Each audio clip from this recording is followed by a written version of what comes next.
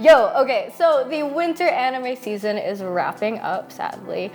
And of the many series out there, we as working adults, sadly, could only watch a few. But of those few, we really liked 3 of them. Also have really cute figures and also more figures announced, so we're gonna talk about those. But also, yes, so the reason for this video is we have TikToks and some of them will end up, but you know, TikToks are very short. When I was scripting, I wanted to talk more about them, so here we are. I mean, everyone's already talking about Jujutsu Kaisen, so that's not happening today.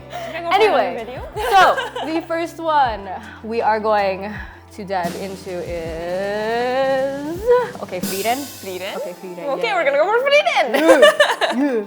Okay, so plot-wise, Frieren kind of looks boring, but it's the end of the hero's journey essentially, take 2, because Frieren's an immortal elf.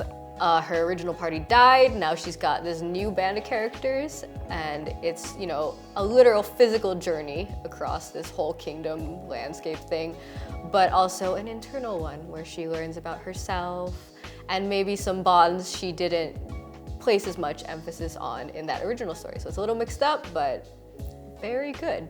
It was made by studio Madhouse, and the first episode is 1 hour long, but it doesn't feel like that. So you can see that the pacing is very well done. I think that's all you need to know. If you like the first episode, you're probably gonna like the rest of the anime because the pacing is pretty much consistent.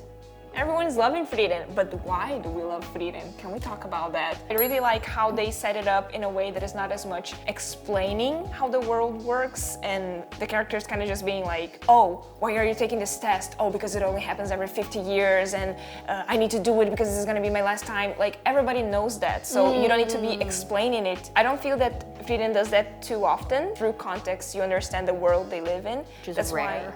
In anime. Yeah, exactly. So that's rare. why it's so good, and the animation also is just. Also, Carol worked in animation, so you have a little bit of a unique insight.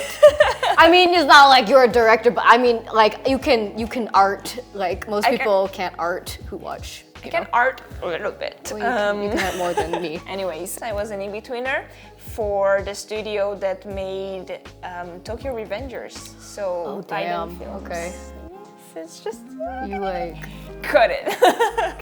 Director cut it. No, I think it's okay just to mention slightly that the shows that are already aired, I think it's okay for me to mention that I worked on them. No, the animators, like everybody working there is incredible. It's just the conditions, but like not even the director has any say in that, so it's rough. You know, the thing where it's like the lived experience of like, ooh, I saw how this was made, but then I also am a fan of this medium. So like, how does that, like you like all of the things we're talking about. I like you work here, but like how has that like affected how you see like something like Frieren? Because you really like this show. Oh yeah, I think it makes you pay a little bit more attention to the details, and also when you see some of the more complex scenes, I think everybody kind of knows like, oh, this takes a lot of time, but when you're drawing it and you're like, the amount of steps that it takes for a scene to be final, if you went through all the right corrections or not, I feel that Madhouse has been really careful with that. Hopefully the animators are being well treated in regards to that, because I know that there's a lot of incredible people that are just very capable, and that's the only reason why some studios are still up there, because it's like they can do amazing stuff in very little time. It's sad. I just remember certain scenes, like I didn't understand the significance of why it was suddenly more fluid. Like Stark was like putting on his coat at one point, and I was like, oh, that's an interesting part to focus on, because everyone jokes like Mappa and like Jujutsu Kaisen. Sorry, we're gonna talk about it. like Gojo, it's like, oh, okay, the eyes. And was there anything like that for you that you were like, oh, that was an interesting thing to like put more emphasis on? Something that I like about Frieren is because there is a lot of information, but the viewer has time to process the information. And I think a lot of scenes where there is a little bit of more movement, how is that going to affect the characters now? So it's kind of like seeing how they react. Sometimes it is just like, okay, we have 26 minutes, we need to complete them. Let's put like one scene where this character's face is just like, it's static, but it's good. and it's not gonna take that much time because it's only one frame. This show.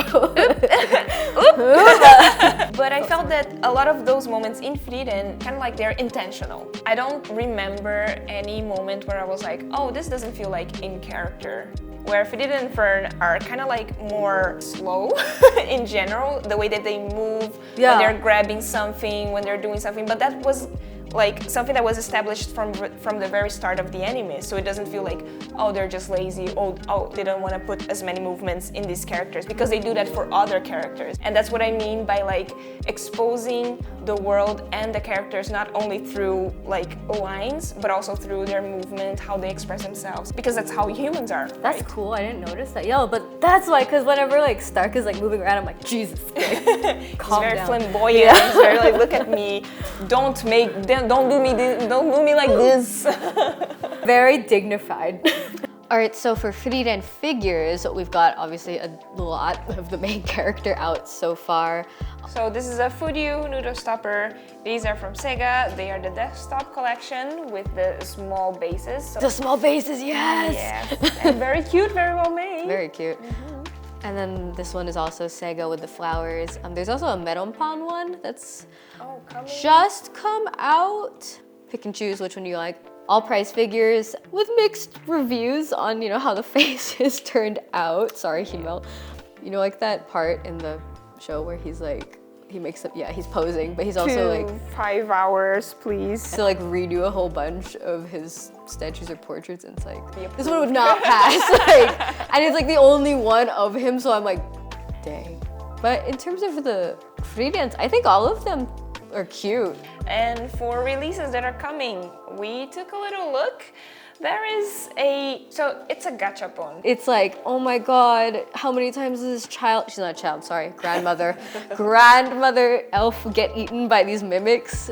Okay, we were really excited about the gacha, but in terms of regular figures, okay, there's this Design Coco, El Coco. They've done paint work, it looks like, for other companies like Good Smile and Shibuya Scramble, so it's like, okay, you know how to do things. But in terms of producing their own figures, they're doing this interesting combination of Frieren scales. There's one of Fern and Frieren. I think these were the first figures announced for the series. They look really good. A little pricey, but they look cute. And then on the other end of the spectrum, okay, there's these 1/7 scales, but they're prize figures, and that's where the El Coco name comes in. How do I win this? Like, because that sounds kind of big, but we'll see. And then the last is these Nendoroid, not Nendoroids, these Deform Plus. I don't know, they have other ones out. I'm thinking of the Chainsaw Man one specifically, but those, I mean, they don't look too great. But for Frieren, Fern looks really cute. And they have changeable faceplates, and they can actually sit down, which is a big thing for Nendoroids, I'm sorry. Sorry to get excited about that. Also, to wrap things up, for our highlights, Stark's not getting any love for scale so far, but he's starting to get price figures. There's also going to be Desktop Decorate collection. Okay. Fern and Stark are coming. The last highlight is just one of Fern. It's a Luminasta figure, so we'll see, but it looks cute. It's of her in the dress. Well, if you watched it, you know. But come on, Sega, don't mess this up. It's cute. It's a simple design, so yeah. Yep. Yeah, hopefully Stark comes to complete the set. Yay. Yay. Next up is Kusuria no Hitorigoto, or Apothecary Diaries, and it follows the story of Mao Mao, who is an apothecary, and she's living kind of between two worlds that are very similar. It's the red light district in ancient China, not China. She gets kidnapped and has to kind of like make her own way through the imperial palace life, kind of. I mean, it's all the same, basically. We're working with concubines and courtesans about mystery, murder, intrigue, and her learning more about her past. The anime is made by Toho Animation Studio, and is based on a light novel. Compared to Frieren and the Meshi, the technique is not as polished, I would say, but the story is really good. The pacing is great, and we get great scenes. The color palette is so bold and vibrant, so even if the animation is a little bit like at times, you're still like, ooh, the colors. So like, what? Why?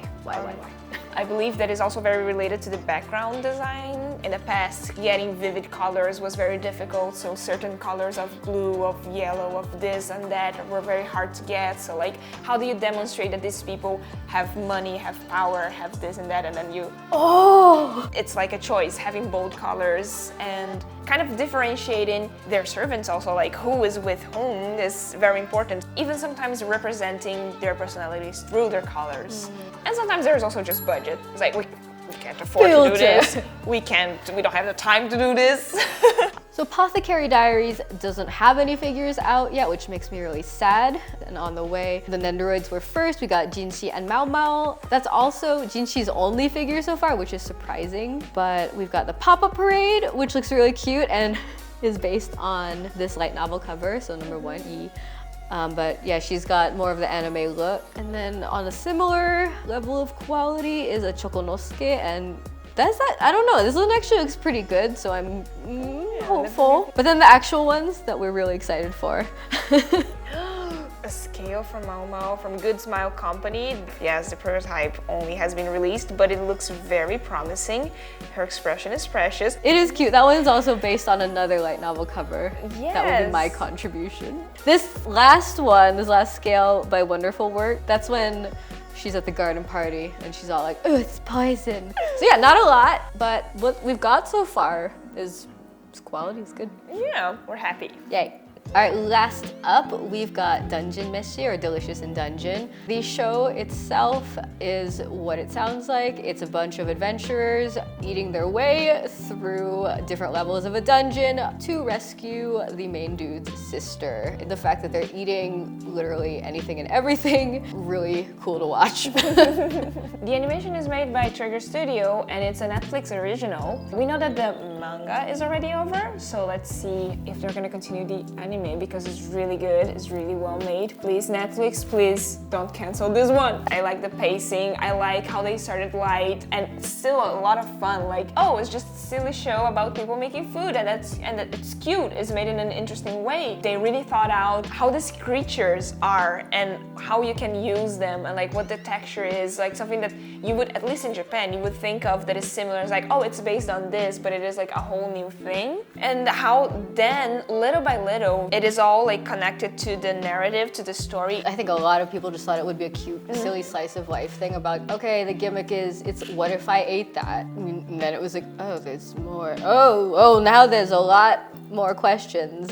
I just realized this, but it's like, oh, Marcia is like the only like girl for the majority of the show, and usually you're like, oh, okay, this is the standard makeup, it's the tank guy, and then it's like the thief, and then it's like, I don't know what the fuck Senshi is. I don't know.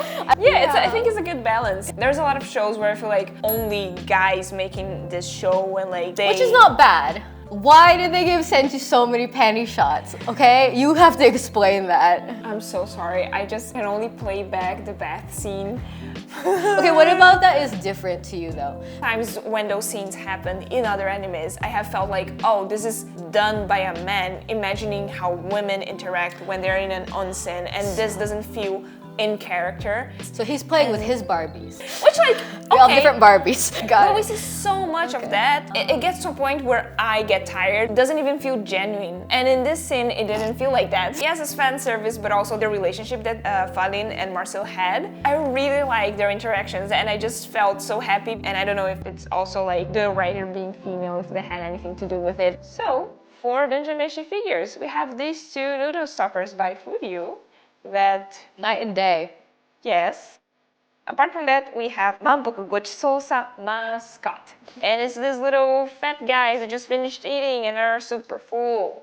And they're going to have the rest of the party coming out, including Falin, which is so cute. I'm so excited because we were complaining last week that she didn't have anything except her pop-up parades. But yeah, we have Falin and Marcial, right? Yeah. Okay, cool. Coming together.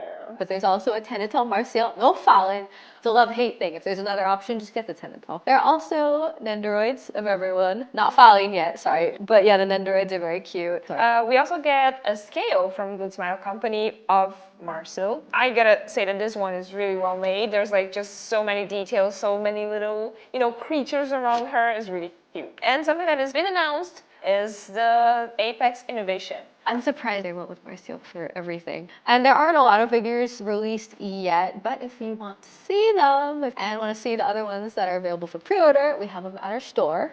So go visit. And hopefully we can talk about some other shows in the future. We will see. Bye-bye. Bye.